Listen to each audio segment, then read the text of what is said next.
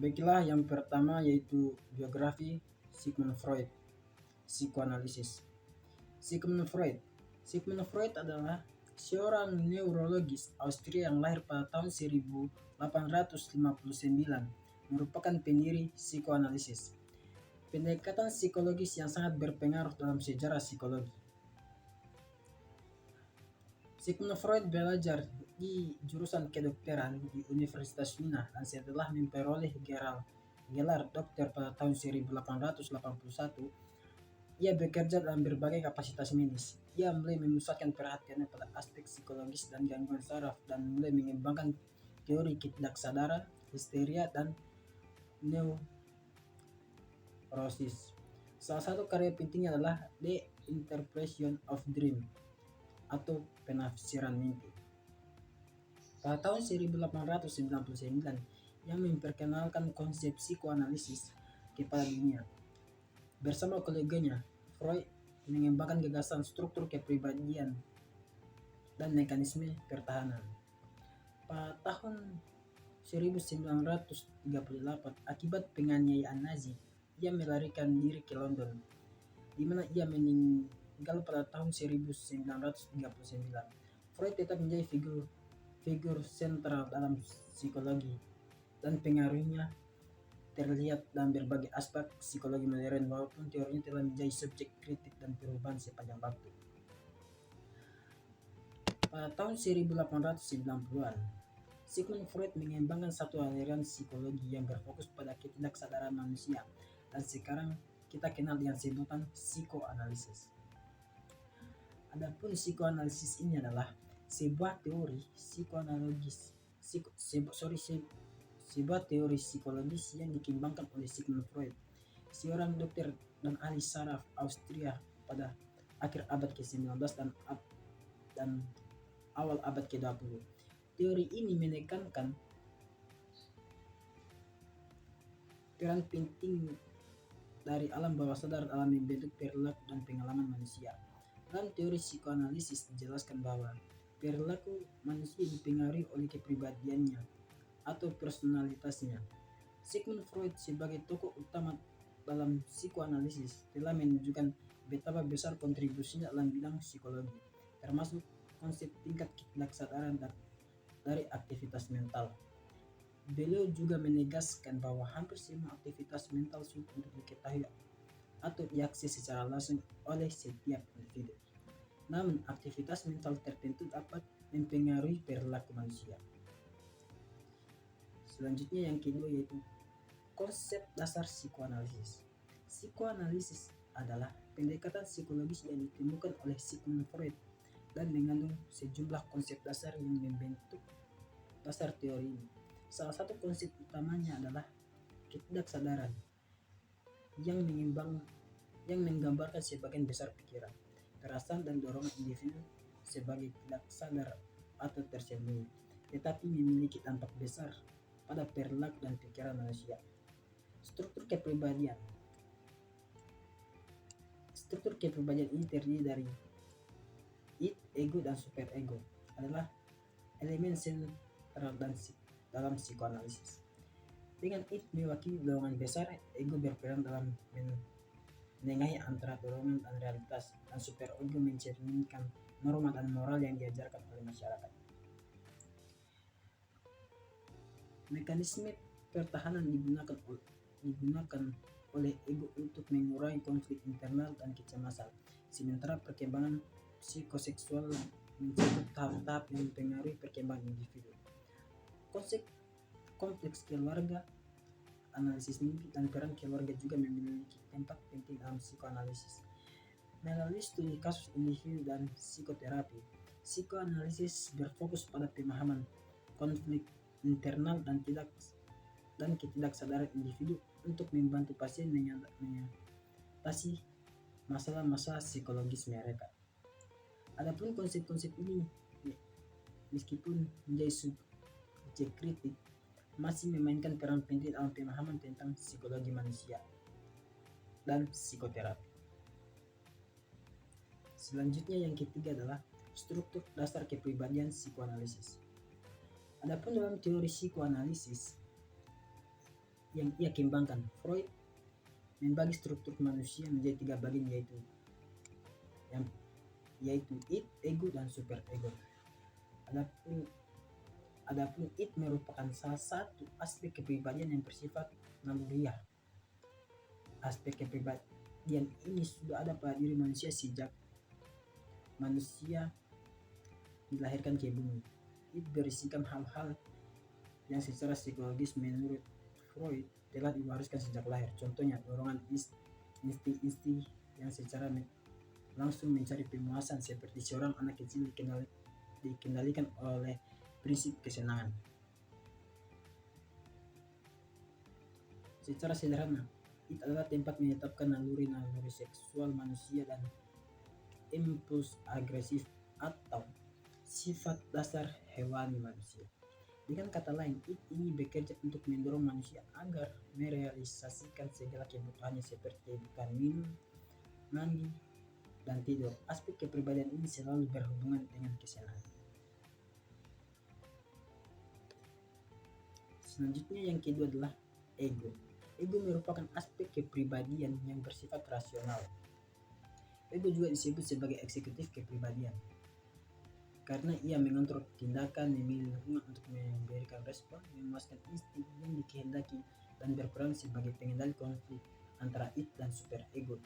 Ia merupakan penengah antara keinginan dan kepuasan dengan kondisi lingkungan dan dunia nyata. Selanjutnya adalah super ego. Super ego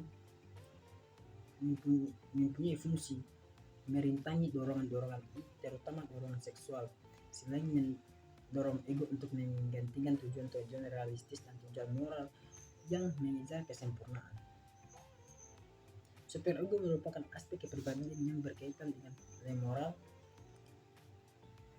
Aspek kepribadian ini mengacu pada nilai moral yang telah diajarkan oleh orang tua, guru, dan tokoh-tokoh lain di masa kanak-kanak. Oleh sebab itu, super ego ini tergantung pada ajaran moral yang telah ditanamkan kepada seseorang. Materi selanjutnya adalah pribadi sehat dan tidak sehat. Yang pertama, pribadi sehat. Pribadi sehat menggambarkan individu memiliki integrasi yang baik antara struktur mental mereka, yaitu id, ego, dan super ego. Mereka mampu menyeimbangkan dorongan naluri, kebutuhan realitas, dan norma moral dengan baik. Pribadi yang sehat memiliki ego yang kuat, yang memungkinkan mereka mengatasi tekanan dan konflik psikoanalisis secara adaptif dan rasional. Mereka telah melewati tahap perkembangan psikoseksual dan resolusi konflik yang sehat, sehingga tidak terjebak dalam konflik berkepanjangan dan mempengaruhi perkembangan psikoseksual. Selain itu, mereka menggunakan mekanisme pertahanan dengan bijak dan mampu mengelola emosi dengan baik. Yang kedua adalah pribadi tidak sehat. Pribadi yang tidak sehat dalam psikoanalisis dapat menunjukkan ketidakseimbangan antara id, ego, dan super ego, yang dapat menghasilkan konflik internal yang parah. Mereka mungkin terjebak dalam konflik psikoseksual yang belum terpecahkan sebaik contohnya seperti konflik Oedipus atau Elektra. Ego yang lemah atau terlalu kuat juga dapat menyebabkan ketidakseimbangan psikologis. Mekanisme pertahanan yang tidak efektif seperti represi berlebihan atau proyeksi juga dapat mengindikasikan pribadi yang tidak sehat. Pribadi yang tidak sehat cenderung mengalami gangguan emosional seperti depresi, kecemasan, atau perasaan marah yang berlebihan. Psikoanalisis adalah salah satu pendekatan dalam psikologi yang dapat membantu memahami perbedaan antara pribadi yang sehat dan tidak sehat dalam konteks kesehatan mental. Baik, selanjutnya adalah biografi dari Carl Gustav Jung. Carl Gustav Jung lahir pada 26 Juli tahun 1875. Adalah seorang psikolog yang berasal dari Swiss. Ia merintis dan mengembangkan konsep psikologi analitik. Pendekatan Jung terhadap psikologi yang khas dan membawa pengaruh yang luas di bidang tersebut terjadi karena konstruksi konsep pemahamannya tentang psyche atau kepribadian melalui eksplorasi ke dalam konteks mimpi, seni, mitologi, agama, serta filsafat. Bagi Jung, kepribadian merupakan kombinasi yang mencangkup perasaan dan tingkah laku manusia baik di dalam keadaan sadar maupun tidak sadar. Sehingga kepribadian seseorang dibentuk oleh banyak aspek. Meskipun ia terkenal sebagai tokoh psikolog teoritis dan praktis dalam sebagian besar masa hidupnya, ia juga turut berkaya dalam bidang filsafat timur maupun filsafat barat, alkimia, antropologi, sosiologi, juga sastra dan seni. Jung juga menekankan bahwa pentingnya keseimbangan dan harmoni. Eksplorasinya dalam bidang tersebut semakin menguat dan pemahaman bahwa manusia modern terlalu banyak mengandalkan sains dan logika perlu terintegrasi dan apresiatif dalam dunia bawah sadar karena mereka tidak butuh pengembangan logika tapi juga spiritual. Baik, selanjutnya adalah konsep dasar dalam teori Carl Gustav Jung. Mencakup beberapa prinsip utama membentuk dasar pemikiran tentang psikologi analitik atau psikologi Jungian.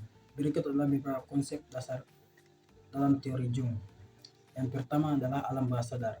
Jung menganggap bahwa alam bawah sadar sebagai komponen penting dalam psikologi manusia. Ia berpendapat bahwa alam bawah sadar mencakup segala sesuatu yang tidak kita sadari secara langsung, termasuk pikiran, emosi, pengalaman yang tersembunyi di dalam lapisan di alam bawah sadar kita.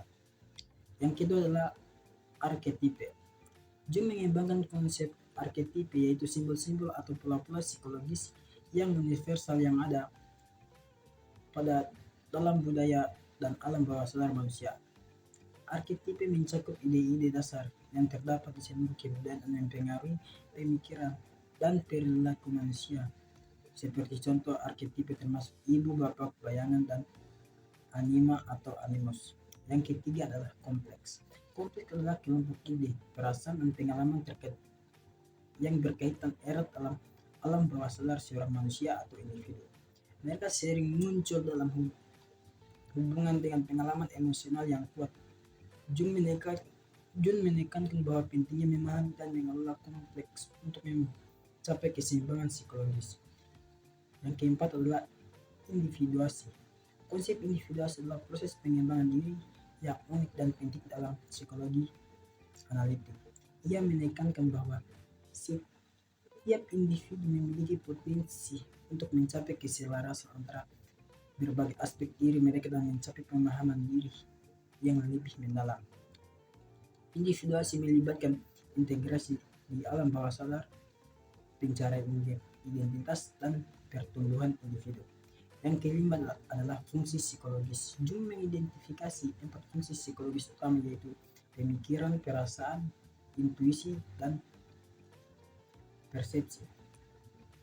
Pasangan fungsi ini, pemikiran, perasaan, serta intuisi dan persepsi, memainkan peran penting dalam pemahaman individu tentang dunia dan diri mereka sendiri. Jung menekankan pentingnya keseimbangan dan penggunaan yang seimbang dari fungsi-fungsi ini. Yang keenam adalah mimpi. Jung memberikan perhatian khusus pada analisis mimpi sebagai alat untuk mengungkap aspek-aspek dalam alam bawah sadar dan menggali makna simbolik yang muncul dalam mimpi individu. Yang ketujuh, pengembangan keseimbangan gender atau anima dan animus. Jung berbicara tentang konsep anima dan animus, yaitu aspek feminin yang tersembunyi dalam diri pria dan aspek maskulin yang tersembunyi dalam diri wanita atau animus. Mengintegrasikan dan memahami aspek ini adalah bagian penting dari individuasi. Konsep-konsep ini membentuk dasar teori psikologi analitik Jungian dan pemahaman mereka kontribusi pada pemahaman manusia dan pengembangan diri yang lebih mendalam. Selanjutnya yang ketiga adalah struktur-struktur kepribadian dari Carl Gustav Jung. Struktur kepribadian terdiri dari tiga lapisan utama yang mencerminkan kompleksitas dan kedalaman pemahaman individu. Ketiga lapisan utama struktur kepribadian dalam teori Jung adalah yang pertama yaitu kesadaran atau consciousness. Ini adalah lapisan paling permukaan dari kepribadian. Kesadaran mencakup semua pikiran, perasaan, dan pengalaman yang kita sadari secara langsung dalam kehidupan sehari-hari kita. Ini mencakup pemikiran yang kita sadari seperti emosi yang kita kenali dan persepsi langsung dari dunia luar. Jung menganggap bahwa lapisan ini hanya sebagian kecil dari kepribadian yang hanya mencakup apa yang kita rasakan dan ketahui secara sadar. Yang kedua adalah alam bawah sadar pribadi. Ini adalah lapisan yang lebih dalam daripada kesadaran yang berisi materi yang tidak terlalu kita ingat atau sadari. Alam bawah sadar pribadi ini mencakup pengalaman-pengalaman yang kita telah alami tetapi kita tidak lagi kenali. Ini termasuk kenangan yang terlupakan, emosi yang ditekan, dan aspek-aspek diri yang kurang dikenal. Jung berpendapat bahwa alam bawah sadar pribadi ini berisi materi yang sangat individual dan beragam dari individu ke individu. Selanjutnya yang ketiga adalah alam bawah sadar kolektif. Lapisan yang paling dalam teori Jung adalah alam bawah sadar kolektif. Alam bawah sadar kolektif ini adalah lapisan yang mencakup simbol-simbol yang bersifat universal dan pola-pola psikologis yang berlaku untuk semua manusia. Ini mencakup arketip yang merupakan simbol-simbol fundamental yang ada dalam berbagai budaya dan mempengaruhi pemikiran dan perilaku manusia. Jung berpendapat bahwa alam bawah sadar kolektif adalah warisan psikologis yang kita miliki sebagai anggota umat manusia. Struktur kepribadian dalam teori Jung mencerminkan pendekatan psikoanalitik yang menekankan pentingnya memahami alam bawah sadar dan peran simbolik dan pemahaman manusia. Selanjutnya adalah pribadi sehat dan tidak sehat dari teori Carl Gustav Jung. Dalam teori Carl Gustav Jung atau psikoanalitik, terdapat perbedaan antara pribadi sehat dan tidak sehat yang berkaitan dengan bagaimana individu berinteraksi dengan berbagai aspek kepribadian mereka. Jung sangat menekankan pentingnya individuasi, yaitu proses perkembangan diri yang unik dan penting. Dalam mencapai kepribadian yang lebih sehat, berikut adalah perbandingan antara pribadi sehat dan tidak sehat dalam pandangan Jung. Yang pertama, pribadi sehat. Pribadi sehat yang pertama yaitu integrasi. Individu dengan kepribadian sehat cenderung telah mencapai tingkat integrasi yang lebih tinggi dalam diri mereka. Mereka mampu mengenali dan mengintegrasikan berbagai aspek kepribadian mereka, termasuk yang tersembunyi di alam bawah sadar, ke alam kesadaran mereka. Integrasi ini menciptakan keseimbangan dan harmoni dalam diri mereka.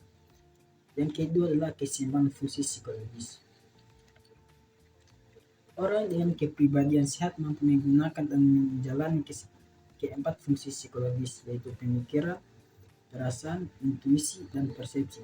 Dengan keseimbangan, mereka mampu berpikir rasional, merasakan emosi yang tepat, mengandalkan intuisi, dan memahami dunia fisik maupun persepsi. Yang ketiga adalah pemahaman kompleks. Individu yang sehat memiliki kesadaran yang baik tentang kompleks mereka, yaitu kompleks ide, perasaan, dan pengalaman yang terkait erat dalam atau ke alam bawah sadar mereka. Dengan pemahaman ini, mereka mampu mengelola kompleks dengan lebih baik dan mencegahnya mengganggu ke dalam kehidupan sehari-hari. Yang keempat adalah proses individuasi. Proses individuasi yang melibatkan upaya untuk mencapai keselarasan antara berbagai aspek diri dan mencapai pemahaman diri yang lebih mendalam, sering berjalan dengan baik pada individu yang memiliki kepribadian sehat. Mereka mampu menjalani proses ini dengan kesadaran dan integritas. Selanjutnya, kepribadian tidak sehat terhadap teori Carl Gustav Jung. Yang pertama yaitu disosiasi. Kepribadian tidak sehat mungkin mengalami disosiasi, yaitu ketidakmampuan untuk mengintegrasikan aspek-aspek diri dengan baik. Hal ini dapat menghasilkan ketidakseimbangan dan konflik internal. Yang kedua adalah dominansi fungsi psikologis.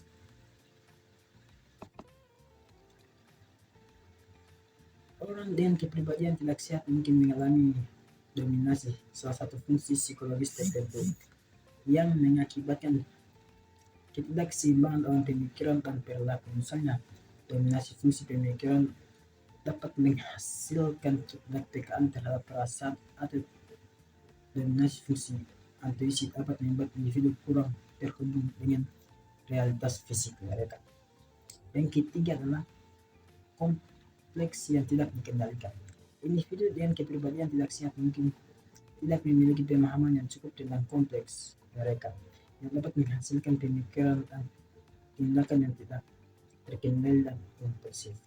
Yang keempat adalah keterkungkungan pada arketip negatif.